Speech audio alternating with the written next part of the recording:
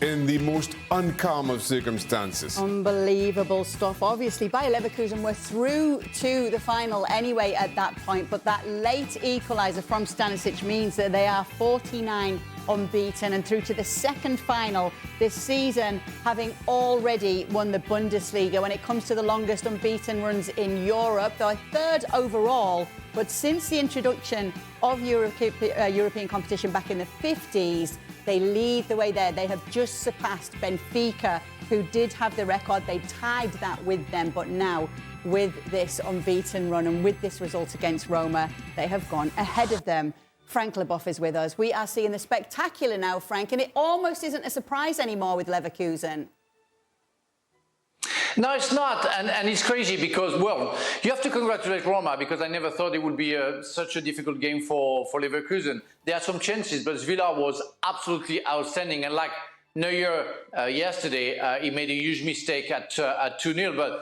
But you have the feeling that at some point they're going to come back. They're not rushing for anything. They know exactly what they have to do, and they do it. They do it slowly but surely. They attack, they pause, they go backwards, they come back, and then they smash you. That was crazy. I mean, the second goal from Stanisic, at some point I was getting crazy. So you don't want to keep on going on this amazing unbeaten run. Why don't you go for it? Why don't you go for it? It was like an answer to me, like, yeah, we have the time. Don't worry, we're going to do it. And they did it. I mean, it's amazing. I love the attitude of Xabi Alonso on the touchline. I love the attitude of the players. They were sure on doing the good job and knowing exactly when they had to do it. Amazing.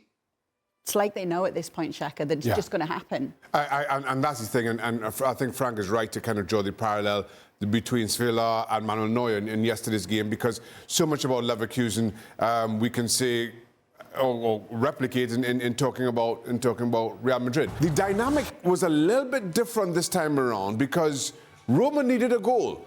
At 2-1, Leverkusen are going through. So it wasn't the usual, let's sit deep, last minutes of the game that you see certainly in league fixtures, and we've seen before now with Leverkusen.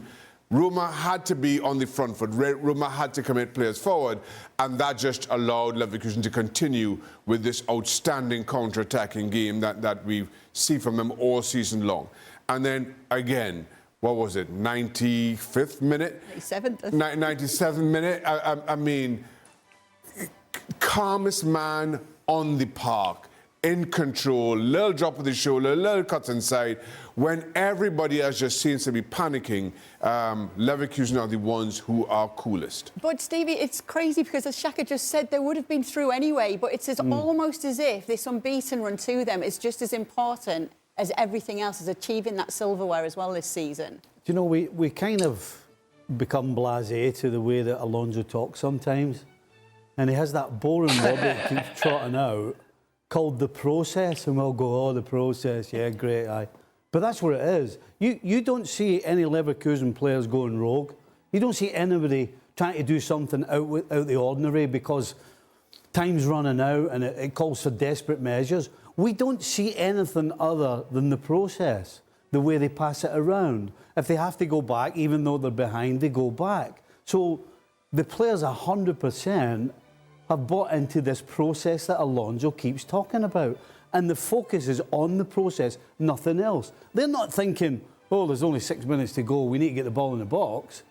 They're thinking about, what do we do? What we've been told to do. This is passing and moving. It's the triangles.